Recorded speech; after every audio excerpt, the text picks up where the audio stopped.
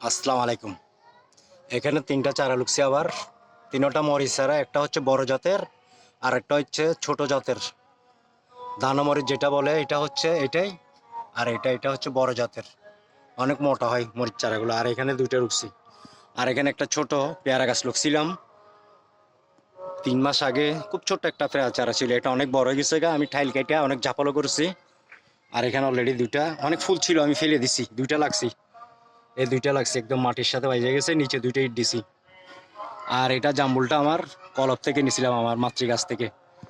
আর এক কাপরাঙ্গা গাছ যেটা ছিল এটা মারা গেছিল, ওইখান থেকে বীজ পরে একটা উঠছে। এটা 1 বছর হচ্ছে, দেখা যাক কি হয়। আর এই ডালিম ছাড়াটা আমি বাজার থেকে খাওয়ার পরে বীজ থেকে করছিলাম।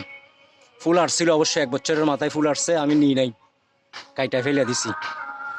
আর এটা হচ্ছে সবেদা গাছ যেটাকে বলা হয়, অনেক ফুল আসতেছে মাশাআল্লাহ, অনেক ফুল আসতেছে, অনেক আসছে ফুল।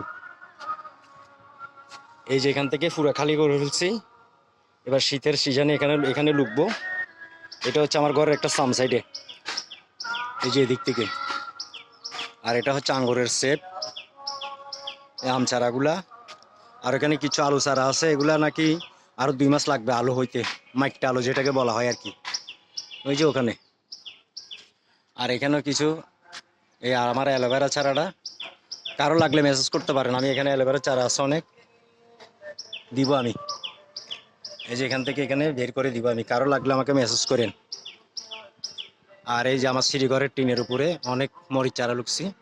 এই টমেটো চারাটা আমি লুকি নাই, নিচ থেকে পরে উঠছিল, বীজ থেকে ফুল আসছে। আর যে আমার ড্রাগন চারাটা, এই একটাই লাগছি, বাকিগুলো সব দিয়ে দিচ্ছি। এই ড্রাগন চারা এটাই লাগছি খালি। এই যে একটা লঙ্গের বালতিতে, এটা জানুয়ারিতে আবার কাটিং করব, কাটিং করে আবার লিপোডিং করবো। এটা যে অনেক ফুলও আসতেছে, কয়েকটা আবার শাকও বের হচ্ছে। আর যে এই যে সেই ছাদের শেপটা,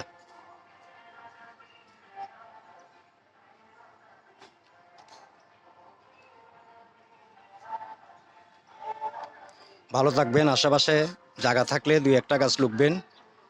এবার শীতের সিজনে মরিচ চারাটা লুকতে পারেন। আর ওখানে আমি ডিমের চোলা লাগছি বাসায় খাওয়ার পরে, ওই যে ডিমের চোলাগুলো লাগছি।